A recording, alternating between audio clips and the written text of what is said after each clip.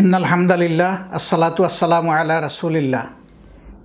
প্রিয় দেশবাসী, প্রবাসে অবস্থানরত বাংলাদেশি ভাই বোনেরা, আসসালামু আলাইকুম রহমতুল্লাহ।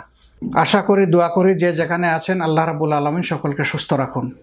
আজ 11ই মে 2016 সালের এই দিনে বাংলাদেশের একজন খ্যাতিমান পুরুষ, বিশিষ্ট রাজনীতিবিদ, বিশিষ্ট আলেমে দ্বীন, বিশিষ্ট পার্লামেন্টারিয়ান, বাংলাদেশ জামাতে ইসলামীর সাবেক আমির এবং সাবেক মন্ত্রী হযরত মাওলানা মতিউর রহমান নিজামীকে ফাঁসির কাষ্ঠে ঝুলিয়ে দুনিয়া থেকে বিদায় করা হয়েছে। আল্লাহ তাআলা তার শাহাদাতকে কবুল করুন।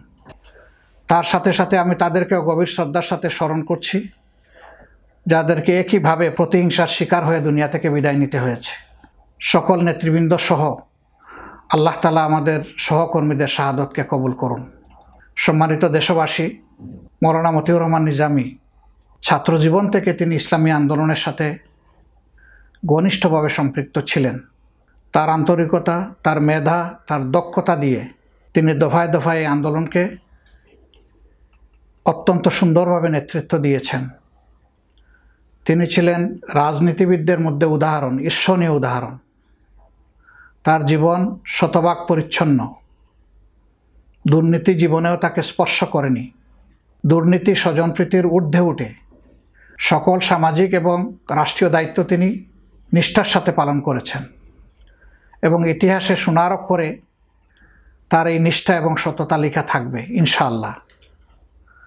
শুধুমাত্র রাজনৈতিক প্রতিহিংসার বশবর্তী হয়ে একটা সাজানো বিচারের মধ্য দিয়ে তাকে দুনিয়া থেকে বিদায় দেওয়া হয়েছে।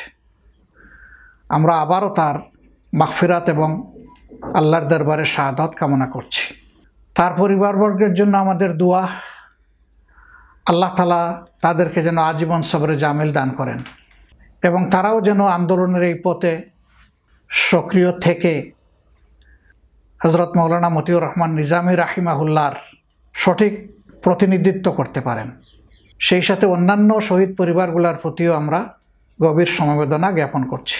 তাদের জন্য আল্লাহর দরবারে আমাদের দোয়া, হযরত মাওলানা মতিউর রহমান নিজামীর পরিবার সহ সকল শহীদ পরিবারের আল্লাহ নিজেই অভিভাবকত্ব গ্রহণ করুন।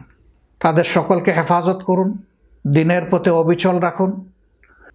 আর তারা আমাদের উপর যে গুরু দায়িত্ব অর্পণ করে দুনিয়া থেকে বিদায় নিয়েছেন, আল্লাহ তাআলা আমাদেরকে সে দায়িত্ব পালনের তৌফিক দান করুন। সকল অন্যায়, অনাচার, অপরাধ, দুর্বৃত্তপনার মোকাবেলায় ইসলামই হচ্ছে একমাত্র কালজয়ী আদর্শ। আমরা আমাদের প্রিয় দেশে, আমরা মহান রাব্বুল আলামিনের দরবারে সাহায্য চাই। আল্লাহর দ্বীন যেন পরিপূর্ণভাবে এখানে বিজয়ী হয় এবং বাংলাদেশ থেকে সকল প্রকার অন্যায় অবিচার যেন দূর হয়। মহান প্রভুর দরবারে দোয়া করি, রাব্বুল আলামিন যেন হযরত মাওলানা মতিউর রহমান নিজামী সহ সকল নেতৃবৃন্দের ত্যাগকে কবুল করেন এবং তাদেরকে শাহাদাতের মর্যাদা দান করেন। মহান প্রভুর দরবারে এই মুনাজাত করে সকলকে ধন্যবাদ জানিয়ে আমার বক্তব্য এখানে শেষ করছি। আল্লাহ হাফিজ। আসসালামু আলাইকুম ওয়া রাহমাতুল্লাহি ওয়া বারাকাতুহু।